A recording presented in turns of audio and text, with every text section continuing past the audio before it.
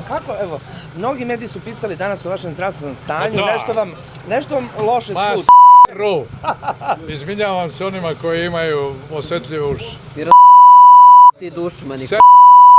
Na, sinko. Jel postoje ti, evo što kaže kolega, Slušaj, postoje navikao dušmani? sam ja na to, ja sam veteran. Rekli su, Ja sam došao 2 puta umro, jesi znao ti to? i rekli ste 3 puta, Ili 3 puta, ne znam tačno. a ko to vama želi zlo? Ko to vama želi vas, da kažemo tako, ispod zemlje Ma da ne stavi? zanimaju me ti šta ti je? Jel ima puno tih nekih Ali dušmana? stvarno me ne zanima. Da. Znaš šta me čudi? Čika Miroslav ima 75 godina. Mani se više Čika Miroslav, pusti, kaže, hajde pusti ga Da li me razumeš? Pitan ste vi kao dečko. A evo recite nam, moramo da vas pitamo, slikali su vas tamo ispred bolnice. Šta? Jeste išli nekom Jer posjetu ti ili ste nemaš vidjeli? pravo da imaš prijatelja nekoga Naravno. na kliničkom centru, a imam ih masu. Jeste, vi otišli u posetu odmah. Jer imaš pravo da odeš nekog da posjetiš eventualno. Naravno. Šta to znači? Sad ću da napišem da mu nije dobro, da mislim...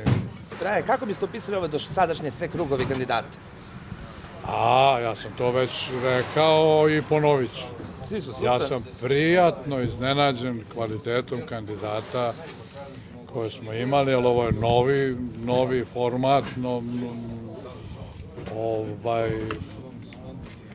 mislio sam, posle tolikih godina i prijavljivanja na ovaj show, imali još uvek kandidata. Međutim, ima Sinko. Ima sjajni. Ima i ono što mene raduje, 99% njih ranije nisu se prijavljivali ni za jedan takmičarski show. Evo, Saša Mirković je malo pre rekao da nema Hype Zvezde konkurenciju. Se slažete vi? Kako? Da, Hype Zvezda nemaju konkurenciju, je rekao Saša Mirković.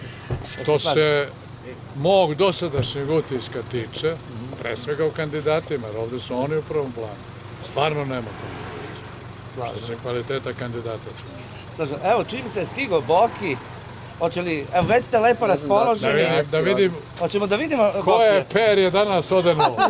Ajde da vidimo. Opa!